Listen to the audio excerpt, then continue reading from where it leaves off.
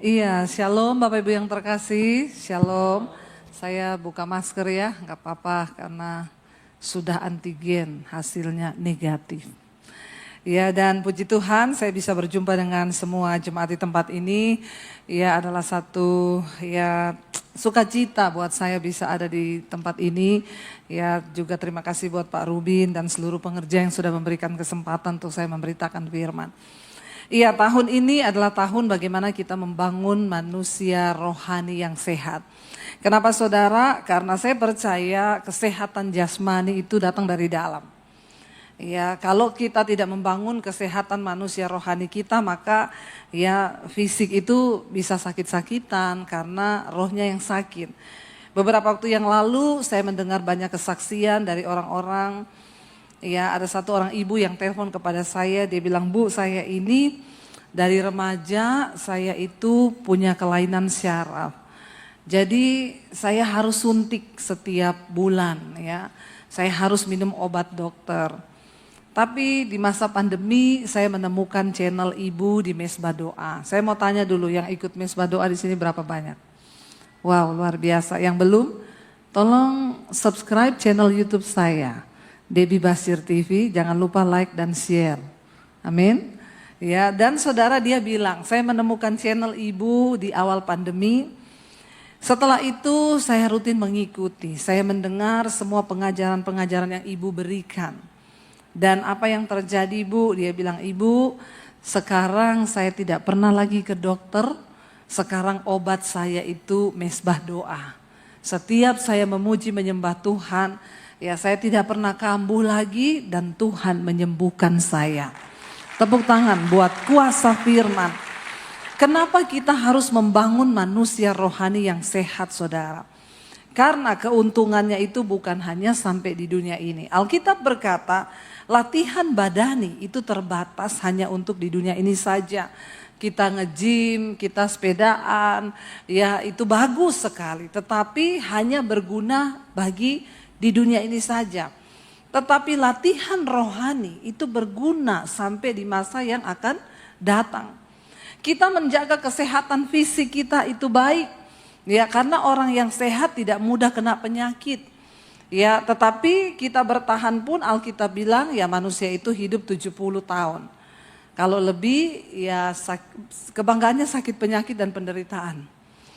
Tapi yang terpenting adalah yang harus kita bangun juga yang tidak kalah pentingnya yaitu kesehatan manusia rohani. Kenapa? Karena kalau manusia rohani kita sehat, ya satu saat kita semua dipanggil Tuhan, kita mencapai hidup sampai pada kekekalan. Itu yang dikatakan bahwa latihan rohani itu berguna sampai pada hidup yang akan datang. Kalau kita bicara soal mati saudara, maaf ya, saya masih tetap konsisten dengan pengajaran saya. Dari awal pandemi, saya selalu berkata jangan terlalu takut berlebihan. Kalau belum waktunya mati, kita tidak akan mati. Tapi jangan mencobai. Ya, kalau sudah waktunya mati, maaf ya, tidak usah tunggu kena corona. Bener nggak? Lagi duduk aja bisa mati, bahkan lagi tidur banyak yang mati. Orang tidur ngorok berlebihan aja mati loh saudara.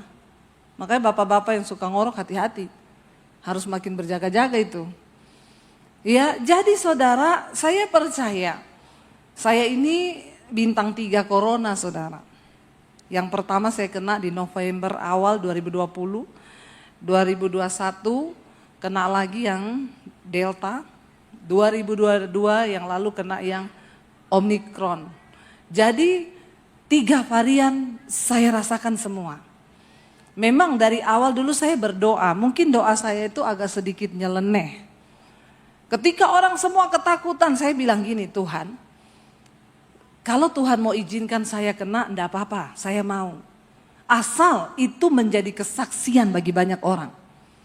Karena ketika corona itu datang, orang-orang itu berpikir bahwa satu-satunya yang bisa mencabut nyawa mereka itu corona. Sehingga orang itu takut berlebihan karena dia pikir hidup matinya di tangan corona. Ya, tapi Bu banyak yang meninggal karena corona. Itu sudah waktunya. Caranya lewat corona. Misalnya dia nggak kena corona pun mati serangan jantung. Jadi saudara nangkap apa yang saya sampaikan?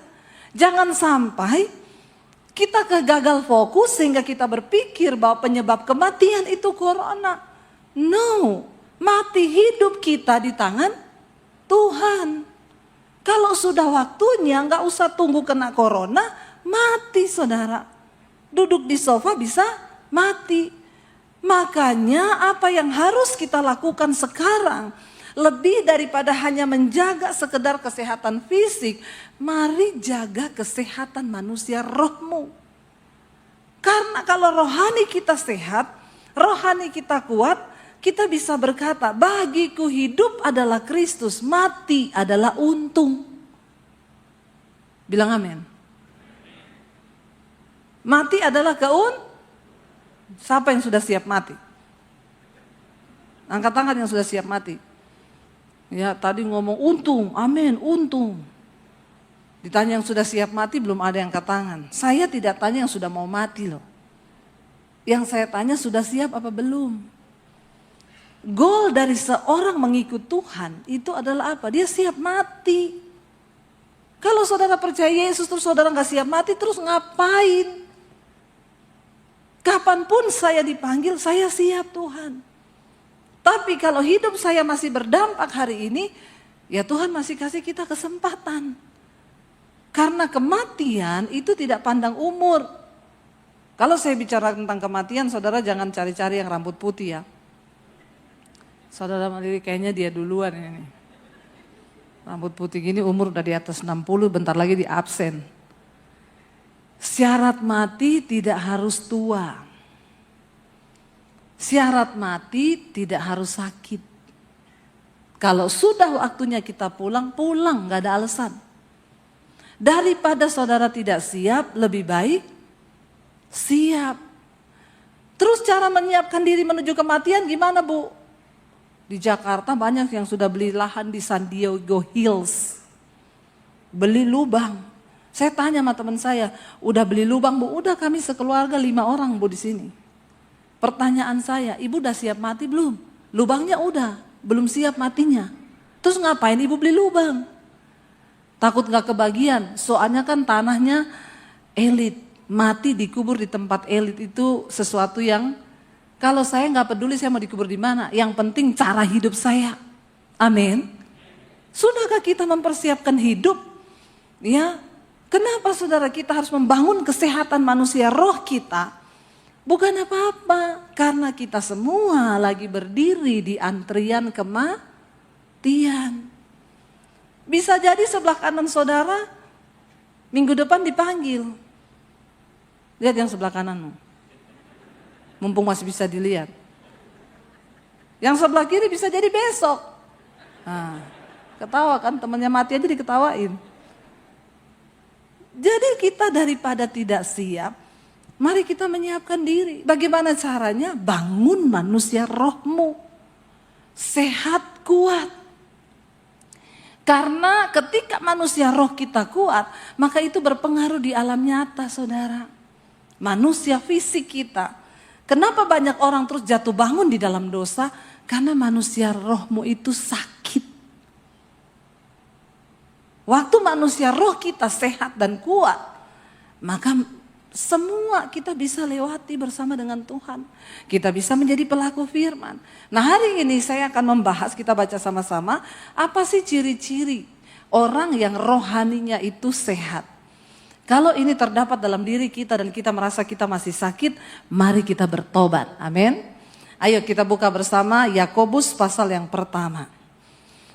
Yakobus pasal yang pertama ayat yang ke-19, di situ dikatakan judul perikopnya adalah pendengar atau pelaku firman.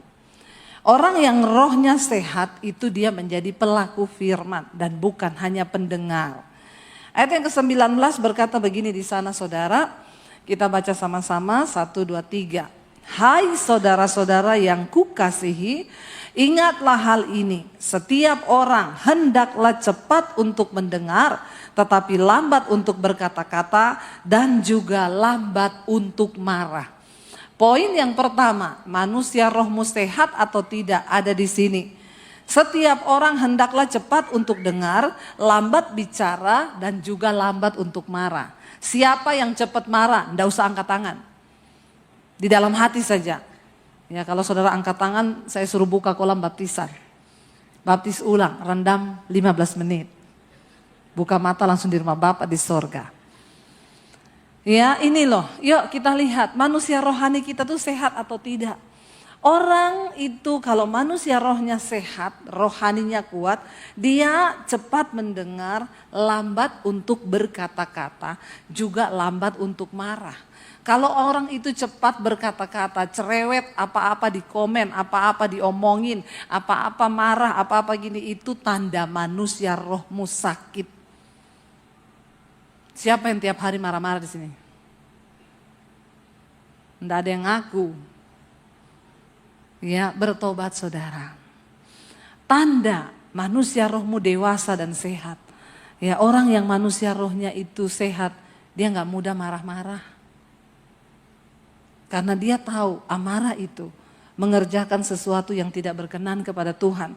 Coba lihat ayat yang berikutnya, ayat yang ke-20 bisa dikatakan. Kenapa? Sebab amarah manusia tidak mengerjakan kebenaran di hadapan Allah.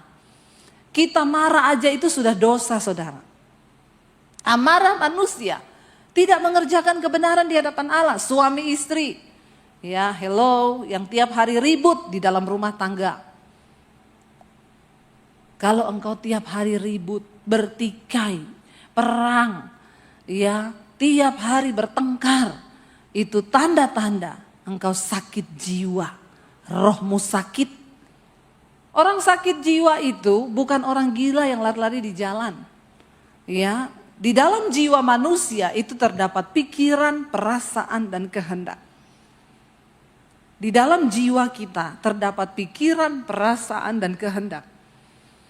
Ketika pikiranmu negatif terus berbuah kepada perasaan, akhirnya jadi negatif, lalu kehendakmu jadi negatif. Ya, itu tandanya engkau sudah sakit jiwa, tapi stadiumnya masih awal. Kalau yang sudah lari-lari di jalan itu sudah stadium akhir. Jadi bagaimana kita memutuskan atau kita melihat manusia roh kita ini sehat atau tidak? Ya, yang kebanyakan ngomong, kebanyakan marah, cepat marah itu tanda-tanda rohanimu bermasalah. Bapak-bapak, jadilah berkat dalam rumah tanggamu. Ya, ibu-ibu yang saya tahu itu biasa orang cepat marah-marah itu karena ada ilmu hitam. Itu cepat marah. Ya, tapi kalau orang yang sudah dibangun dalam Tuhan harusnya tidak begitu. Kita semua diciptakan dengan emosi saudara, kita bisa marah, semua orang bisa marah. Tapi bagaimana tadi pagi saya sampaikan, ciri orang yang manusia rohnya itu sehat, dia tenang di dalam segala hal. Kuasailah dirimu dan jadilah tenang supaya kamu bisa berdoa. Bagaimana kita bisa menunjukkan kesehatan manusia rohani kita kalau kita ini tidak cepat marah, nggak cepat berkata-kata. Bapak Ibu, rumah tangga kita harus kita bangun supaya anak-anak kita hidup di dalam takut akan Tuhan. Kenapa banyak anak muda sekarang masih umur kecil udah pacaran, gonta-ganti pacar sehingga mereka melakukan free sex. Karena di dalam rumah dia tidak melihat ada kasih. Orang tuanya ribut terus, berantem terus. Iblis tidak pernah takut ketika engkau rajin datang ke gereja. Kalau engkau tidak menjadi pelaku firman. Satu kali ada orang tanya sama saya, Bu, Ibu sering pelayanan di desa-desa? Kalau di desa itu masih banyak orang kerasukan ya Bu? Oh banyak, lagi puji-pujian, kerasukan di sana. Kalau di kota-kota besar, di gereja besar, Ibu pelayanan ada nggak yang kerasukan Bu? Saya pikir-pikir kayaknya enggak pernah ada ya. Dia tanya kenapa Bu di kota-kota besar, di gereja besar tuh orang jarang kerasukan. Ya saya mencoba bertanya, mencari, saya bilang iya ya, kenapa ya? Dulu sih pernah ada di Jakarta lagi ibadah, ada orang jatuh menggelepar saudara. Saya spontan berdiri mau saya doakan kan, saya pikir ini kerasukan kan. Saya mendekat mau saya doakan, istrinya bilang, enggak usah Bu, kenapa? Epilepsi. Oh saya kira kerasukan, ternyata epilepsi saudara, mirip-mirip. Lalu saya dapat jawabannya itu gini, kenapa di gereja besar, di kota besar jarang orang kerasukan? Karena di kota besar begini itu setan sudah tidak bekerja di gereja, dia cuma kontrol. Saudara mengerti maksud saya? Setan bilang enggak usah ganggu mereka di gereja. Kenapa? Dagingnya aja udah gede, keinginan dagingnya aja udah pada gede, enggak usah bicara setan. Apa itu keinginan daging? Galatia pasal 5 berkata, sebab keinginan daging itu telah nyata, percabulan, kenajisan, hawa nafsu, nafsu jahat, iri hati, kebencian, dendam, amarah, pertikaian, perselisihan, persinahan, percabulan, itu semua ada di dalam daging kita. Dan barang siapa yang melakukan semua hal itu, dia tidak mendapat bagian di dalam kerajaan Allah. Kenapa kita harus membangun manusia roh? Karena daging ini luar biasa pengaruhnya. Kalau engkau membiarkan rohmu mati, maka engkau tidak akan kuat. Kalau rohmu lemah, maka tidak mungkin imanmu bertumbuh. Menghadapi tantangan yang sudah seperti ini. Makanya sering kali saya lihat orang Kristen di gereja hebat. Wah kalau nyanyi kita buat iblis gemetar. Sampai di rumah iblis buat kita gemetar. Itu yang terjadi. Ya, karena apa? Manusia rohmu sakit. Kalau manusia roh kita sehat, sudahlah. Marah-marah itu boleh, tapi nggak usah lama-lama. Ya, punya komitmen. Saya sama suami dari awal menikah kita punya komitmen berantem 5 menit cukup. Susah nggak? Susah banget. Ya, tetapi karena kami mau berkomitmen kepada firman. Ya, terjadi. Kadang saya yang masih marah, suami saya bilang, udah lebih 5 menit loh. Ayo doa, saya bilang, enggak. Mana Tuhan dengar doa orang yang marah-marah?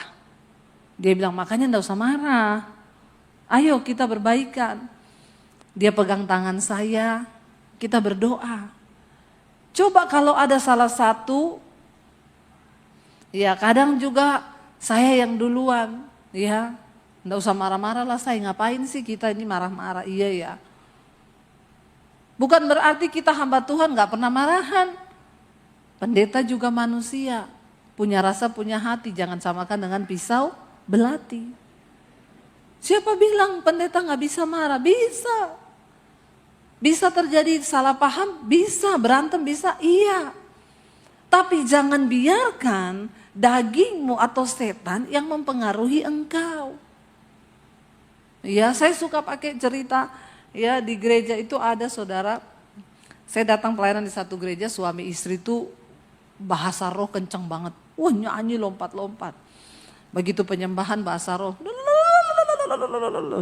tinggi sampai di awan. Kayaknya malaikat juga keriting dengernya. Ya, waktu saya pulang salaman, suaminya itu ada bekas luka di pipi. Jadi waktu salaman saya tanya, Pak itu pipi kenapa dicakar istri ya? Saya ini bercanda. Tiba-tiba dia terdiam 1000 bahasa. Dia bilang, ibu tanya deh sama istri saya, itu istri saya. Pak jangan ngomong iya loh, tanya aja Bu sama istri saya. Padahal ini tadi bahasa roh kenceng ini. Saya panggil istrinya, Bu ini pipinya bapak luka ibu cakar. Istrinya bilang, ya tanya sama suami saya Bu kenapa. Jadi benar ibu yang cakar. Iya dia yang mulai duluan, rambut saya dijambak. Haleluya ya saudara. Bahasa roh tinggi nih. Makanya ya, jangan kita ini jadi orang Kristen yang cuma jago kandang. Kekristenanmu itu terlihat ketika engkau keluar dari pintu gereja. Kenapa? Di sini nggak ada yang marahan, nggak ada yang berantem kan? Kudus semua duduk, nggak ada yang merokok, nggak ada yang mabok, kudus semua. Waktu engkau keluar dari pintu gereja, hidupmu itu bagaimana di luar sana? Apakah engkau menjadi berkat? Atau sebaliknya hidup kita ya mencemarkan nama Tuhan? Saya tanya, kenapa bisa begitu? Istrinya bilang, dia WA-WA-an sama mantannya, Bu. Terus suaminya bilang, ya kita kan cuma bercanda, Bu. Masa kita nggak boleh ketemu mantan? Istrinya bilang, iya boleh sih, Bu. Tapi di WA sudah panggil mam sama pap. Terus saya tanya suaminya, beneran Pak? Bapak manggil mantanmu mam, dia panggil Bapak pap. Ya kan kita cuma iseng, Bu, bercandaan. Jadi bener, iya. Saya bilang istrinya, cakarannya kurang, tambah satu lagi.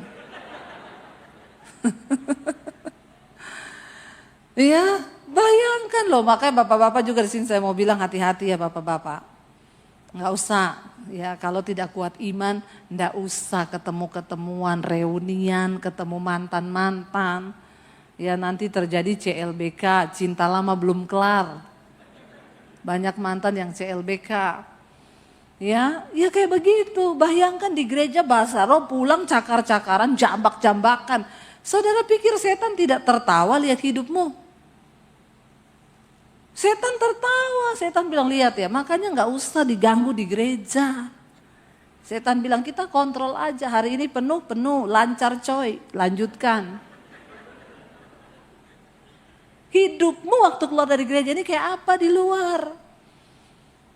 Ya, apakah engkau jadi orang yang gampang marah, gampang tersinggung sehingga ya itu menandakan bahwa rohanimu itu masih begini. Ya, tidak sehat, rohanimu sakit. Lalu yang berikutnya di sana dikatakan apa Saudara? Ayat yang ke-21.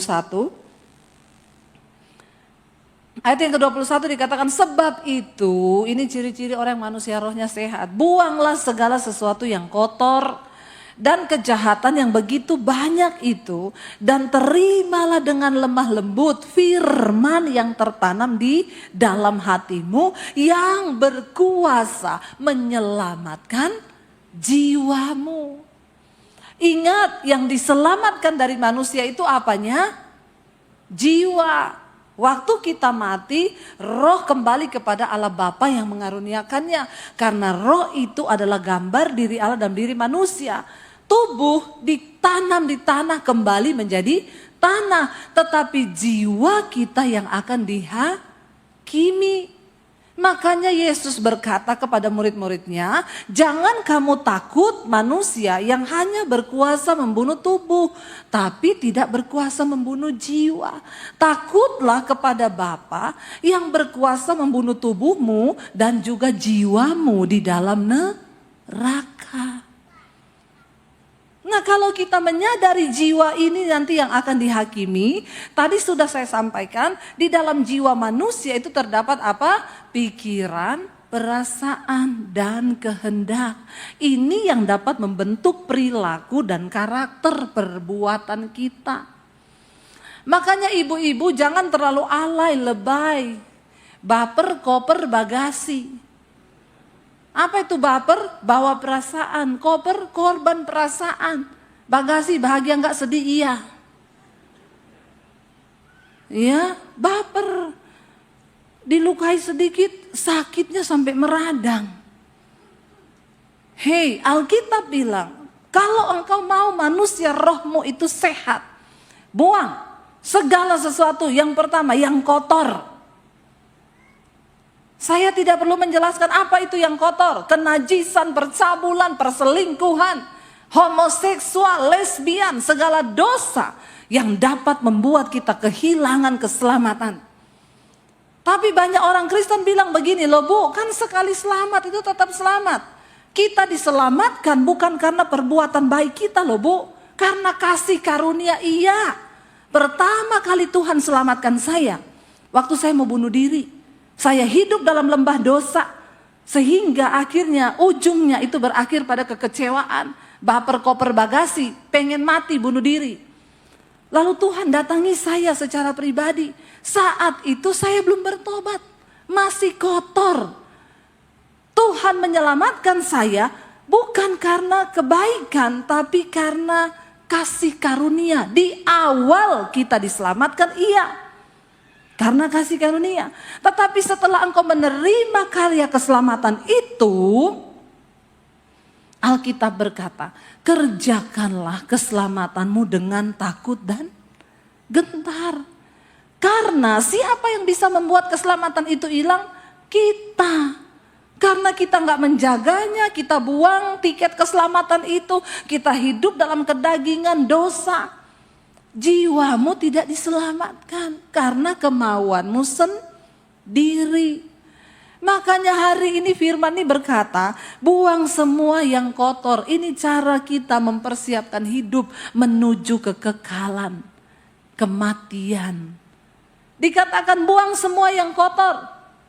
Yang najis, yang suka-suka selingkuh, ya, yang jadi pelakor, jangan rebut suami orang, ya, masih banyak di sana yang masih lajang, yang masih belum menikah, jomblo, ya, saya heran itu wanita-wanita karena pengen pakai tas mahal, pengen pakai baju mahal, lalu dia incer bapak-bapak yang sudah mapan.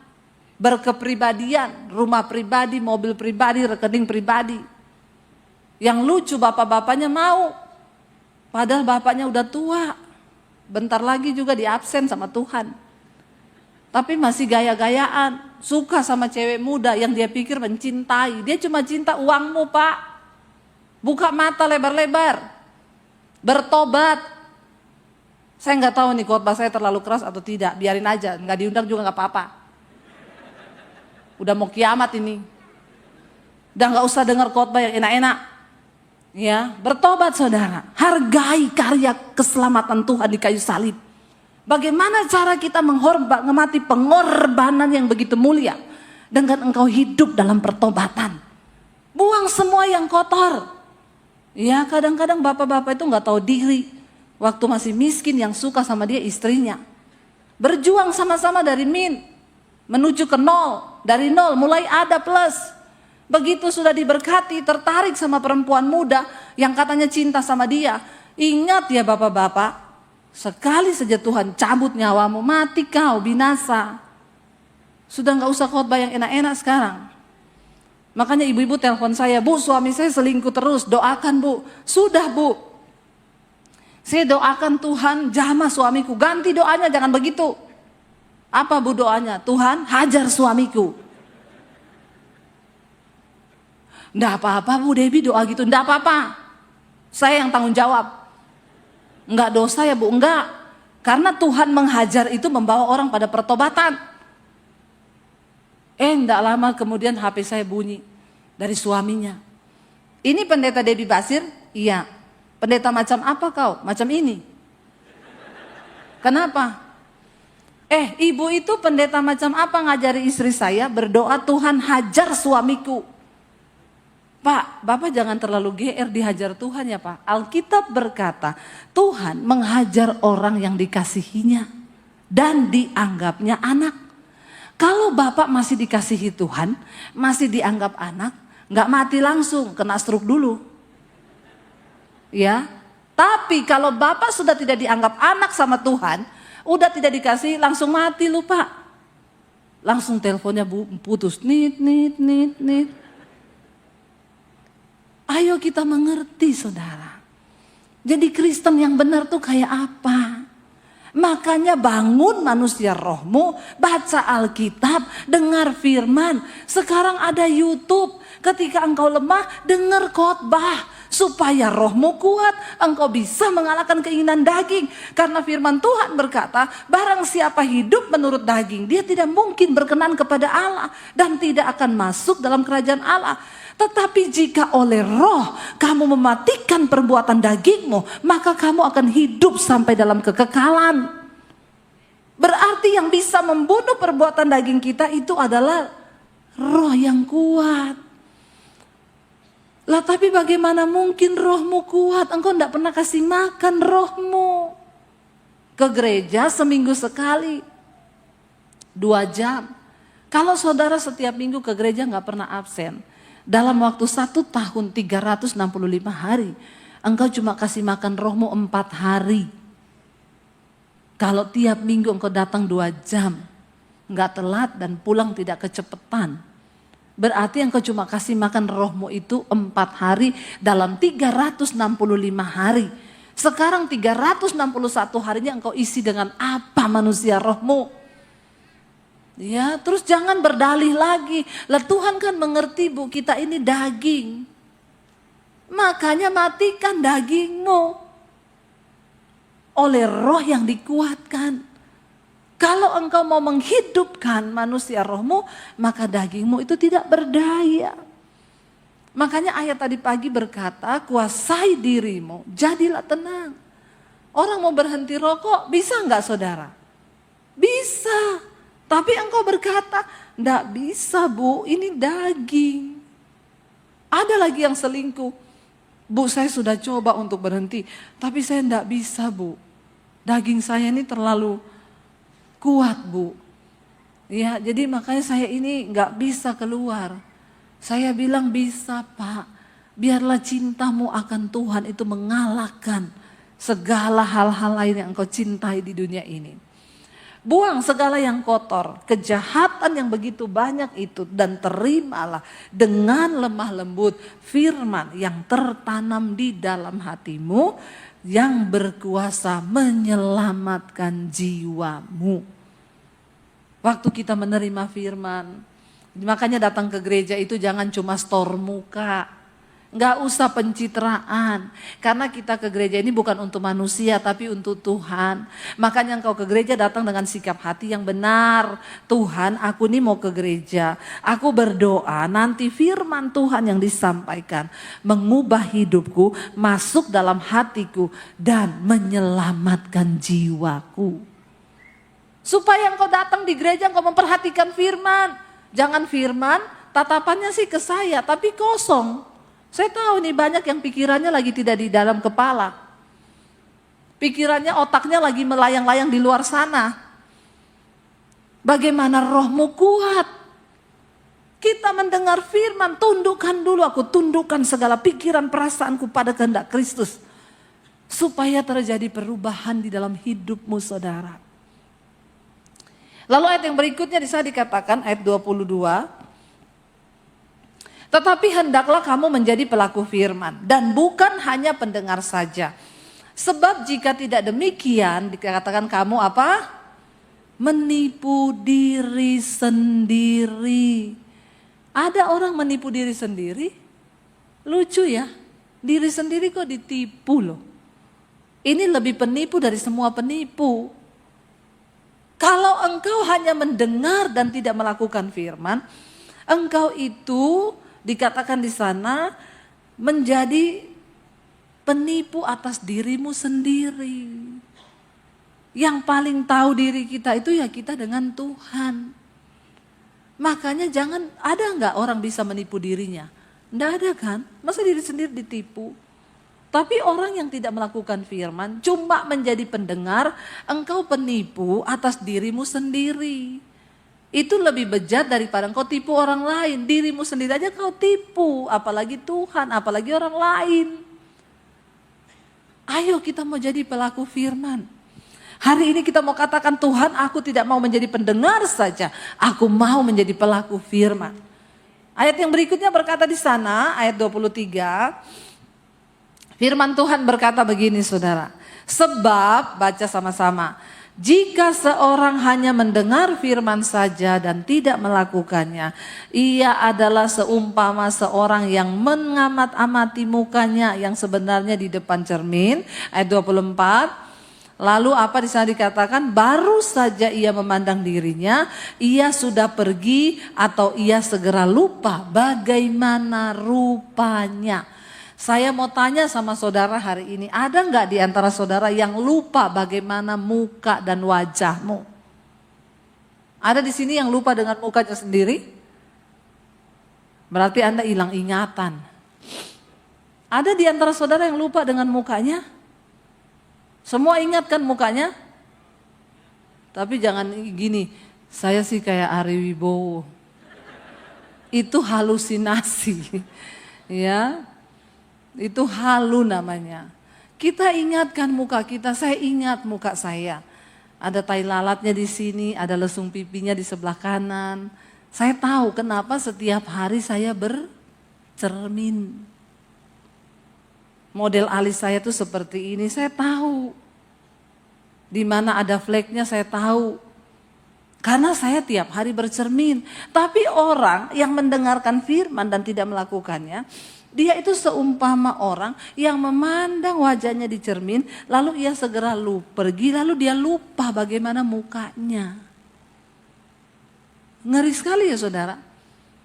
Jadi hari ini saya berdoa supaya saudara semua menjadi pelaku-pelaku firman. Biar engkau tidak lupa diri alias amnesia. Tapi banyak juga yang pura-pura lupa. Kepedean itu tadi, dia pikir mukanya kayak Ari Wibowo.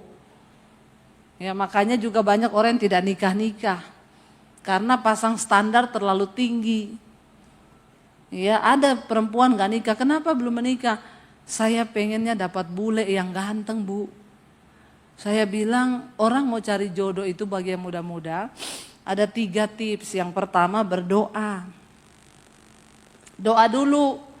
Yang kedua berusaha. Saya punya teman tinggal di Kalimantan di hutan, kerja di perkebunan. Dep, doain dulu saya ini biar dapat jodoh. Kau tinggal di mana?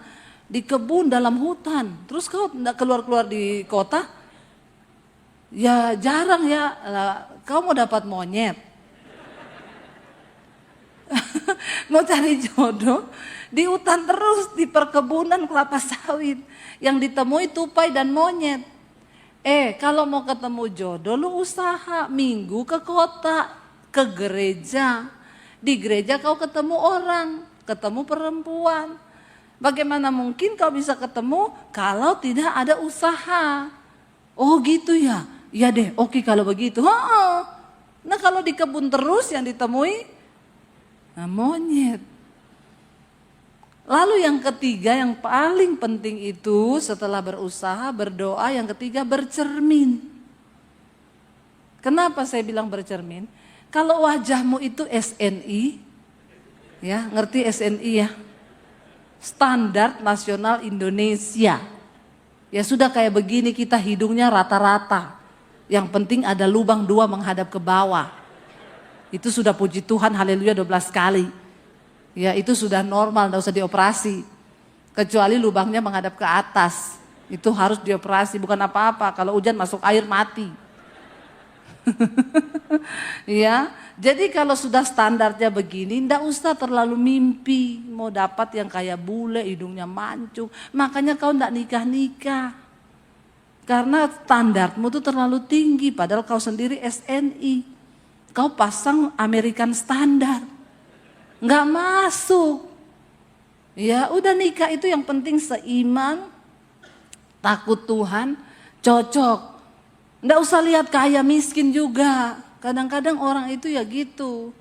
Ya, ketika kita membangun rumah tangga bersama-sama, melibatkan Tuhan, imanmu bisa membuat yang tidak ada menjadi ada. Saya sama suami bangun pernikahan benar-benar bukan dari nol, dari min.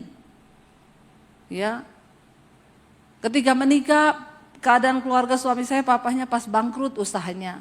Saya diusir dari rumah karena saya menerima Yesus sebagai Tuhan dan Juru Selamat.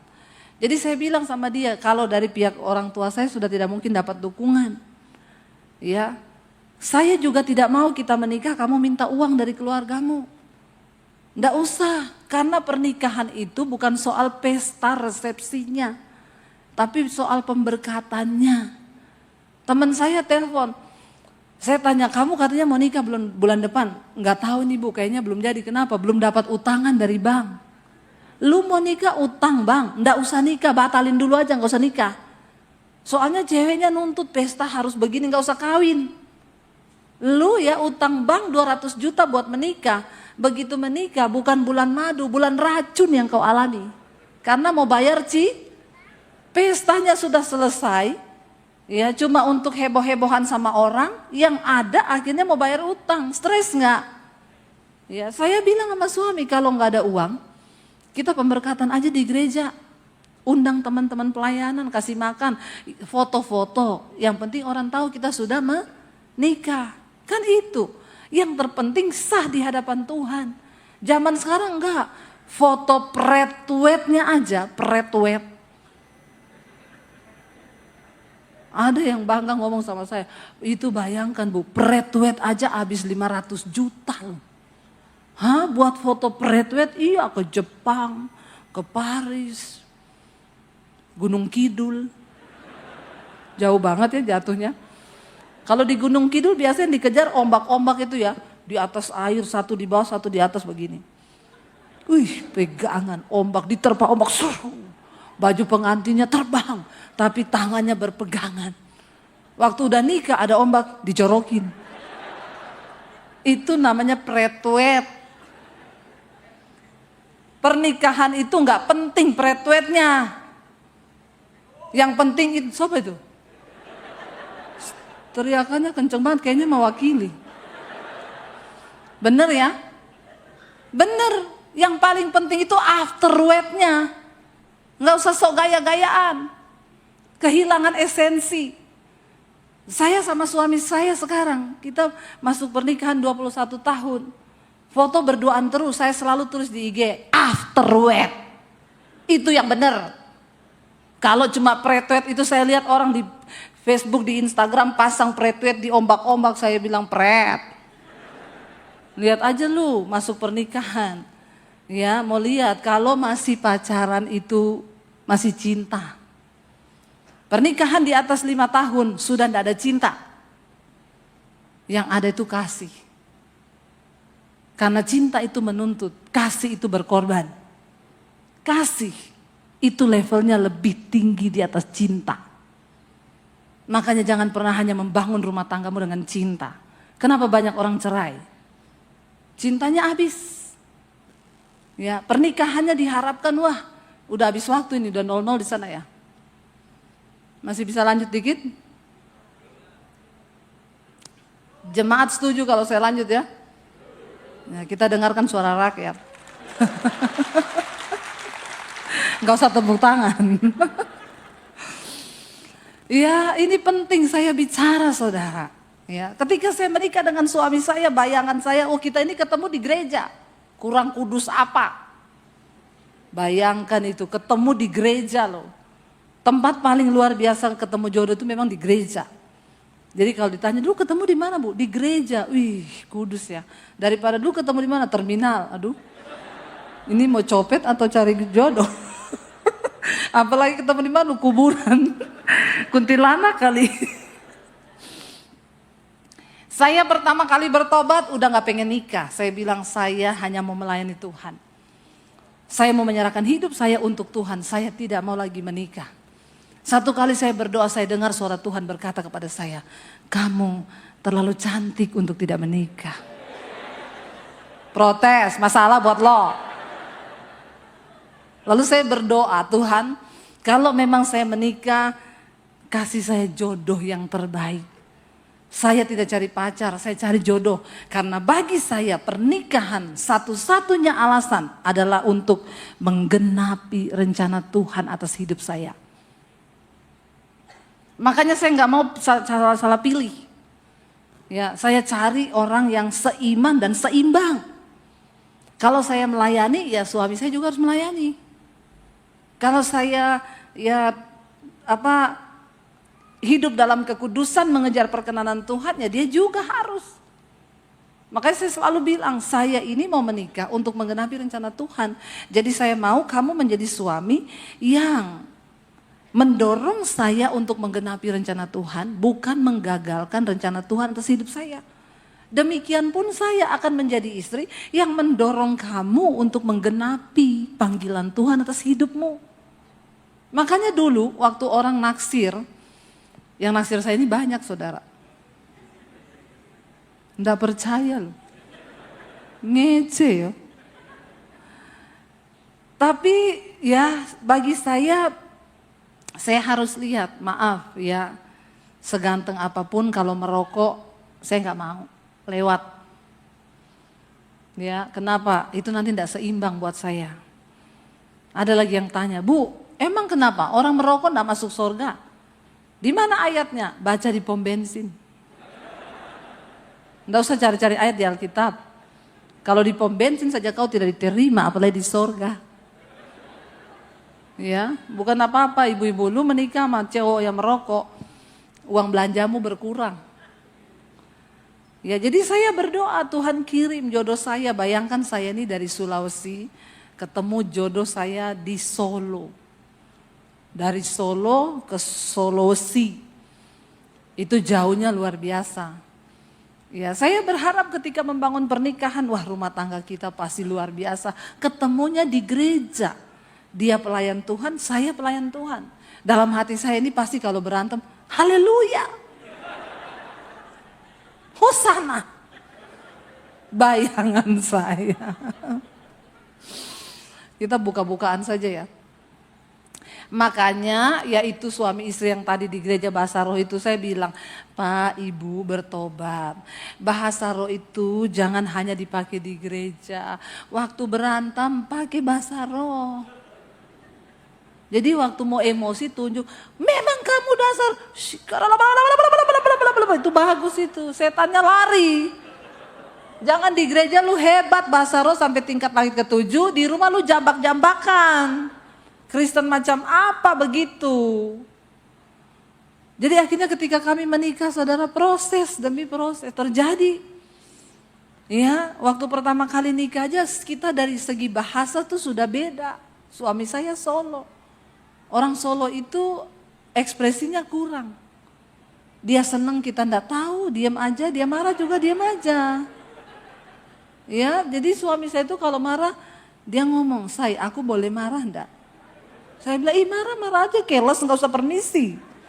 Orang mau marah permisi, boleh marah. Nggak ada begitu, saya bilang marah-marah aja. Jadi ketika kami menikah itu luar biasa prosesnya. Saya sama suami saya sampai hari ini tidak cocok. Hanya satu yang mencocokkan kami, firman Tuhan. Tepuk tangan buat Tuhan. Kenapa kita harus mencari orang yang seimbang? Ya, mau cocok dari mana kita saudara? Orang dia orang Solo, saya Sulawesi. Dari segi bahasa kita sudah beda. Dari segi makanan kita sudah beda. Orang Solo manis, semuanya manis, tidak pedas. Orang Sulawesi asin dan pedas. Cocoknya dari mana? Saya pertama kali menikah, masak 2 macam, ayam kecap, ayam rica. Ricanya sekilo, kecapnya sebotol. Makan dah kita satu meja. Ya, lama-lama saya pikir kok kita ini tidak bisa menyatu kalau begini, bagai sepasang sepatu selalu bersama tapi tidak bisa pernah bersatu. Ya, begini sajalah saya bikin ayam rica, saya kasih kecap 1 botol. Tapi cabenya tetap 1 kilo. Jadi suami saya nyicipin, dia bilang, manisnya sih dapat, tapi pedesnya gila. Saya makan pedesnya enak tapi kok manis banget ya. Tapi lama-lama terbiasalah kita. Nah cocoknya dari mana? Makanya kalau ada orang mau nikah, kenapa belum nikah? Belum ketemu yang cocok bu. Cocok sesuai seleramu. Atau firman dulu. Kalau engkau cari suami yang cocok dengan seleramu, ya saya ucapkan selamat, tidak akan menikah seumur hidup. Karena di dunia ini tidak ada manusia yang cocok. Tidak ada manusia yang cocok. Ya, yang ada itu kita harus mencocokkan diri dengan firman Tuhan. Waktu istri tunduk kepada firman, suami tunduk kepada firman, maka manusia roh kita sehat. Jadi kita berdua sepakat, berantem 5 menit sekarang bisa. Saya malah kadang ngomong ke suami saya, kita ini kok sekarang gak pernah berantem ya? Iya ya, berantem yuk. Karena apa yang mencocokkan firman. Karena itu mari kita membangun manusia roh yang kuat. Ya, saya tutup dengan satu cerita, satu kali menggambarkan bagaimana manusia roh kita sehat. Saya sama suami, saya pelayanan saudara. Terus sudah selesai, saya bilang saya jemput ya. Oh iya, 10 menit lagi nyampe, kamu berdiri aja depan jalan. Saya berdiri saudara. Panas kan? Saya berdiri, dia bilang 10 menit, saya lihat jam, oh tinggal 5 menit lagi saya berdiri. Saya pamitlah dari persekutuan, mereka masih lanjut, saya pulang duluan. Saya berdiri di depan situ panas, ya masih panas pertama, manusia rohnya masih kuat. Nah sukacita damai sejahtera, haleluya, puji Tuhan ya, panas gitu ya. Lama-lama 10 menit lewat, saya udah kejemur, dia belum datang-datang. Saya telepon, di mana? Sabar. Lah saya nggak ngerti keadaannya dia juga tidak ngerti kan keadaan saya sudah terjemur panas kan. Saya nggak ngerti kalau dia kena macet, dia juga sudah berusaha cepat. Akhirnya saya tunggu lama, 15 menit tidak datang, hampir 20 menit baru datang. Itu yang namanya manusia roh, sudah mulai sekarat, daging yang muncul. Ya, lalu dia datang saudara. Ketika dia datang saya gimana responnya? Hai sayang, I love you, I want you, I need you. Begitu? Enggak. Dia datang, saya buka pintu mobil, saya banting pintu mobil. Lama banget loh, katanya cuma 15 menit, cuma 10 menit. Ini saya tunggu hampir 20 menit, kepanasan badan saya ini, kepala udah mau pecah. Lalu dia bilang gini, kamu kan gak tahu saya itu tadi bagaimana kesulitannya di jalan. Iya tapi kan gak usah ngomong jadi panjang kan. Akhirnya di jalan kami diam 1000 bahasa. Di mobil, diam-diaman. Di jalan tol, dia injak gas. Perhatikan kalau rohmu itu lemah, jiwamu sakit. Di dalam jiwa ada pikiran, perasaan dan kehendak. Pikiran kalut, perasaan kalut, kehendaknya berbuah. Dia injak gas saudara. Ya udah di atas 140. Saya lihat gini, wah orang sakit jiwa ini. Tapi tiba-tiba Roh Kudus ngomong gini, iya 2 orang sakit jiwa di dalam mobil. Kalau kamu terus-terusin, terus kamu berdua kecelakaan di tol, gara-gara lu sakit jiwa, kecelakaan lagi marahan berantem, gak ada yang mau berdamai, masuk neraka dua-duanya. Cuma gara-gara nunggu lama yang satu kena macet. Lalu Roh Kudus ngomong sama saya, berbaikan sekarang. Sudah lebih dari 5 menit ini, diam-diaman di mobil sudah 15 menit lebih. Saya dalam hati gak mau, kan dia yang salah. Harusnya dia dong yang minta maaf. Dia juga diomongin Roh Kudus gitu, dia juga ngomong, kan dia yang salah, bukan saya. Capek gak Roh Kudus? Roh Kudus bilang capcay deh. Kesini ngomongnya itu, kesini ngomongnya juga itu. Memang dasar sakit jiwa ya. Lalu Roh Kudus kuat di hati saya cepet. Ya kalau terjadi apa-apa karena dia gak pernah nyetir seperti itu. Tapi karena marah. Rohnya sakit, jiwanya sakit, jadi berbuah kepada perbuatan. Akhirnya dia nginjak gasnya, itu saya pikir iya juga nih kalau tabrakan atau kita senggolan sama mobil kayak gini gak sampai ngerem, mati nih berdua. Roh Kudus bilang sekarang minta maaf, berbaikan. Saya tangannya dia itu kan di sini ya, di porsneleng. Roh Kudus bilang gini, angkat aja tanganmu, taruh di atas tangannya dia, gak usah ngomong, dia udah tahu itu mau berdamai. Saya berdoa dalam nama Yesus. Saya mau angkat tangan saya ini kayak orang kena stroke. Bener, kenapa? Rohnya ini loh, melemah. Ya, jadi saya tuh jatuh lagi. Roh Kudus bilang, ayo. Dalam nama Yesus. Saudara kayak itu tuh ya, kalau daging kita begitu. Akhirnya saya bilang dalam nama Tuhan Yesus. Roh Kudus tuh ngomong gini, ada iblis yang duduk di tengahnya kalian berdua. Kamu mau iblis ikut di mobilmu? Wah marah saya melihat dalam alam roh, setannya lagi ketawain kita dan gini-giniin kita ya. Pendeta sakit jiwa. Langsung saya dalam nama Tuhan Yesus, setan, hari ini juga kamu turun di jalan tol ya, numpang di truk belakang. Jangan numpang di mobil saya angkat tangan saya taruh di atas tangan suami saya. Sorry ya say. Orang Solo tanpa ekspresi nyetir sambil, dari tadi kek. Enak banget santai lah dari tadi kek. Saya bilang kenapa kamu yang gak dari tadi juga? Ya kan kamu yang salah. Ya enggak lah kamu yang salah, berantem lagi. Enggak saudara. Ya. Akhirnya kita sadar, oh lah daripada berantem-beranteman mending sayang-sayangannya. Iya, I love you, I need you, I want you. Amin saudara. Makanya bangun manusia rohanimu supaya engkau melihat berkat-berkat Tuhan dicurahkan. Mari kita bangkit berdiri bersama.